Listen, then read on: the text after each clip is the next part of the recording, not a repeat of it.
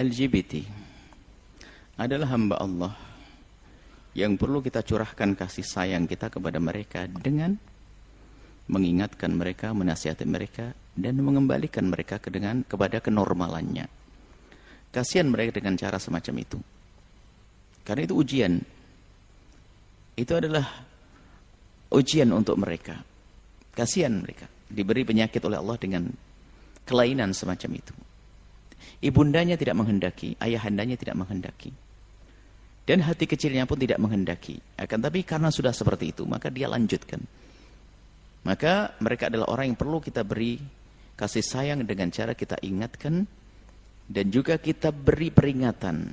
Kita ingatkan bahwasanya itu adalah dosa besar di hadapan Allah, imannya yang akan menjawab. Maka sangat zalim mereka yang melegalkan hubungan-hubungan seperti itu. Dosa besar yang mengatakan itu halal. Karena mengeluarkan mereka dari fitrahnya. Bahaya sekali. Dan tidak perlu dicaci juga. Tidak perlu diolok-olok. Cukup hukuman dari Allah kalau mereka tidak tobat. Maka akan menjadi terkutuk, terjauhkan dari rahmat Allah. Akan tapi bagi kita hendaknya membawa mereka kepada kebaikan. Mereka banyak umat ahli la ilallah, umat Nabi Muhammad SAW. Baik, kemudian kalau kita ingin bergaul secara umum, ya tidak boleh kalau kita bergaul tidak pilah dan pilih. Kita harus memilah dan memilih dalam bergaul. Al-mar'u ala dini khalilihi. Orang itu akan dipandang baik tidaknya adalah dengan siapa kawannya. Ini persahabatan itu sangat mempengaruhi.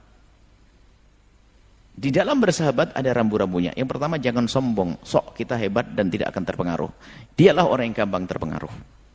Tapi yang waspada, takut akan terpengaruh, dialah yang tidak akan terpengaruh. Rumusnya sederhana. Orang yang bergaul, bersahabat, lalu dengan kesombongannya, lalu berkata, aku tidak akan terpengaruh, dia akan terpengaruh. Akan tapi kalau dia khawatir akan terpengaruh, maka dia selalu waspada, dia tidak akan terpengaruh. Makanya, Anda harus waspada. Khawatir istri Anda bergaul dengan mereka. Mungkin saat ini tidak pengaruh, akan tapi mungkin sering mendengar omongan, ingin mencoba-coba dan sebagainya. Pada akhirnya akan termakan juga kepada wabah tersebut. Jadi Anda harus mewaspadai. Dan kalau kita berkumpul dengan orang yang tidak baik secara zahirnya, maka tidak boleh kita berkumpul dengan mereka kecuali dengan tujuan. Tujuannya adalah untuk merubah mereka. Kalau istri Anda punya peran merubah mereka, boleh duduk dengan mereka. Tapi kalau tidak punya peran, jangan. Dan di saat punya peran pun dilihat, mampu atau tidak. Kalau tidak mampu malah tenggelam nanti, hanyut. Jadi harus waspada, jangan mengentengkan. Bukan bergaul dengan siapa saja, oh tidak.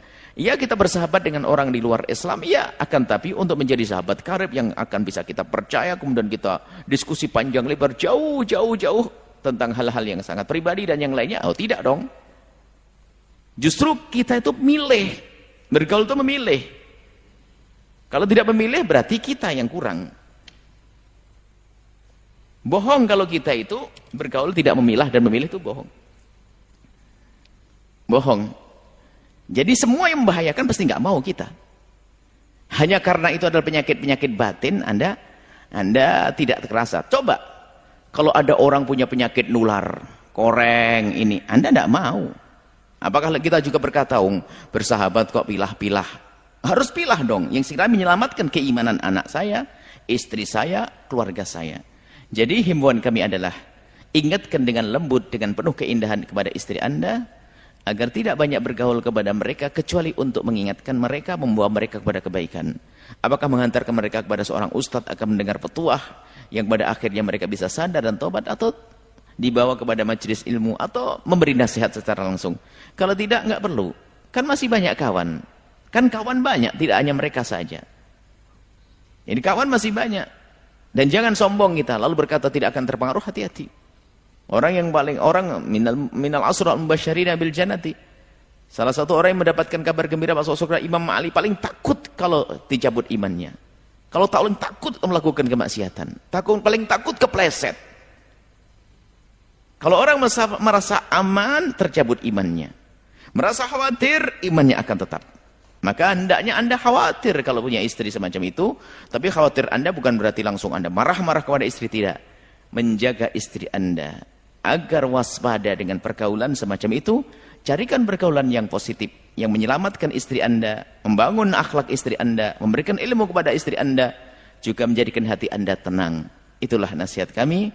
Semoga Allah menjaga rumah tangga Anda tetap indah, suami istri yang saling mencintai karena Allah, dengan anak yang soleh-solehah yang dibanggakan oleh Rasulullah, jauh daripada kehinaan-kehinaan. Dan juga semoga Allah memberikan kepada saudara-saudari kita yang saat ini diuji dengan LGBT tadi, semoga Allah memberikan kesadaran, keinsyafan, kemudian kembali kepada kenormalan, sehingga mereka menikah semestinya dan punya anak keturunan yang soleh-solehah yang dibanggakan oleh Nabi SAW. Dan semoga Allah memberikan kepada mereka kebencian dengan kemungkaran-kemungkaran tersebut.